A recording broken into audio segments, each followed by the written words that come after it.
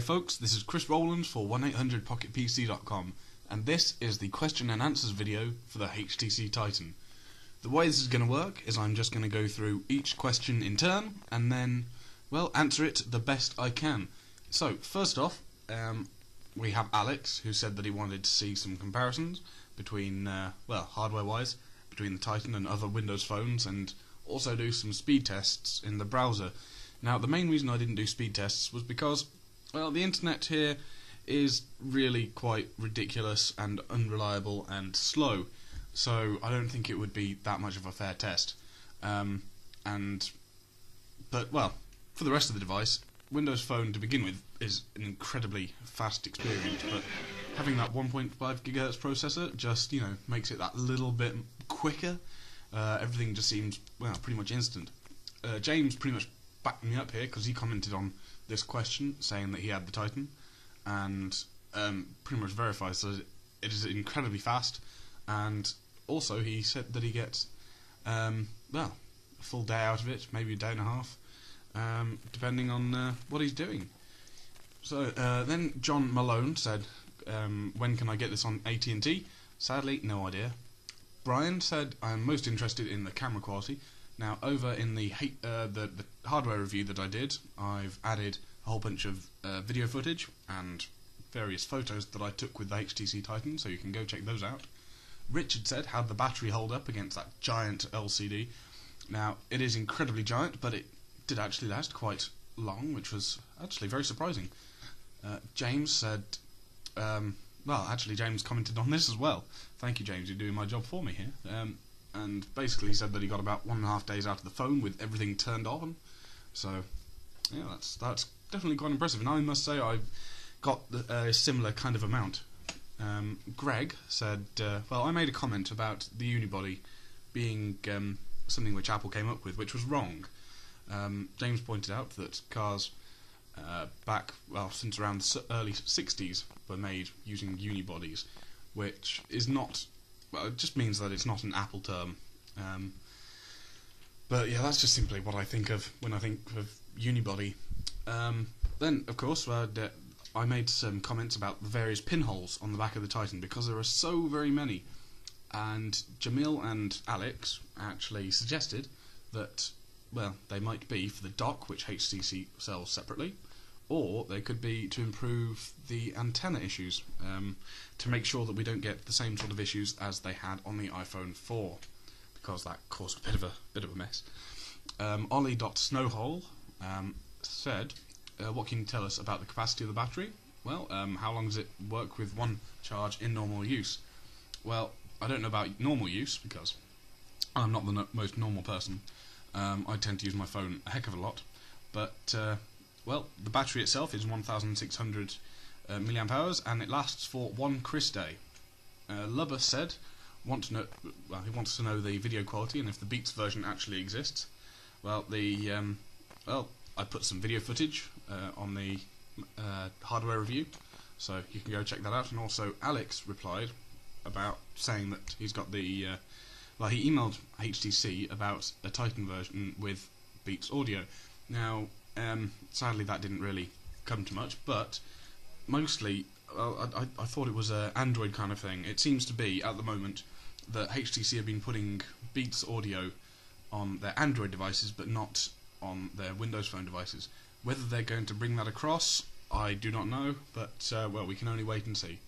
So, Greg and Josie, or Jose, or however you wish to pronounce that, wanted to know the street date of it, and sadly, no idea. I'm guessing it depends on where you are in the world. It is already available in the United Kingdom, so that's how I managed to get my hands on one, but yeah, it depends where you are to when it will become available. Jabtano, oh dear, wanted to know about both hardware and software. Well, that's kind of why I did the hardware and software reviews. El Hijo, I really should learn to pronounce names properly, this is terrible. Had a whole bunch of questions saying, are the colours on the HTC Titan better than the Samsung Omnia 7? Stuff about the resolution, how fast and accurate is the gyroscope, is the HTC Titan also available with 32 gig instead of 16 gig, and how good is the Wi-Fi?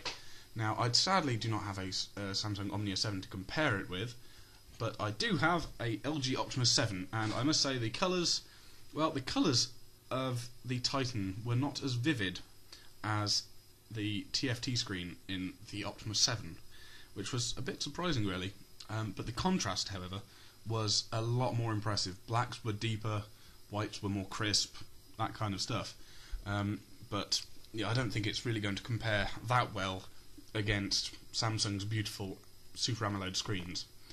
The gyroscope actually works quite well. It's very sensitive, and I've been playing that a lot with, well, testing it out a lot with Jet Car Stunts WP, which is an awesome game.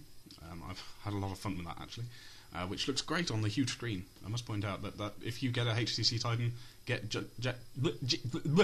Jet Car Stunts WP, because it is great fun. And yes, only 16 gigabytes, and it cannot be upgraded. And the the reception actually works surprisingly well. So yeah, as well as Wi-Fi, all that actually works better than my Optimus 7, in fact. Okay, moving on. UK mailman asked about the memory, saying if it can be increased, and no, it cannot. Just 16 gig. Actually, at the moment, I should point out that there is only a 16 gigabyte version at the moment. I do not know the HTC roadmap. For all I know, they may bring out more models in the future with more or even less storage, which I hope they don't, but more storage would be nice. But you could probably presume that would be much more expensive. Fagor, which is a fantastic name, wanted to know about camera quality, speed of autofocus, performance in low light, general feel, speaker quality, and signal strength. And well, I kind of covered those in the hardware and software videos. And then Richard put battery life, and a lot of people seem to be worried about the battery life because, well, it does have a huge screen, and also screen contrast. Now the battery, as I've already said, is very good, and screen contrast, well, it's not going to be as good as Super AMOLED screens, but it does an alright job. It looks great. It does look alright, but just don't put it next to a Samsung Focus or something like that, because you'll look terrible. And then Ed finally put, how come there's no stand? Now, I agree. I think the HTC Titan would be a great phone to have a stand on, because, well, just like the HTC HD7, it would look great.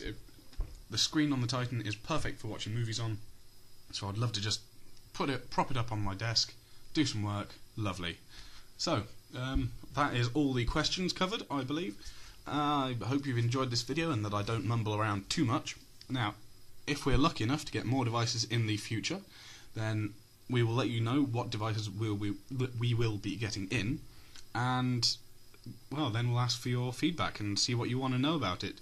Also, we need your feedback about this HTC Titan review, covering the hardware, software, and the question and answer video, because we can only make it better if we know what you want.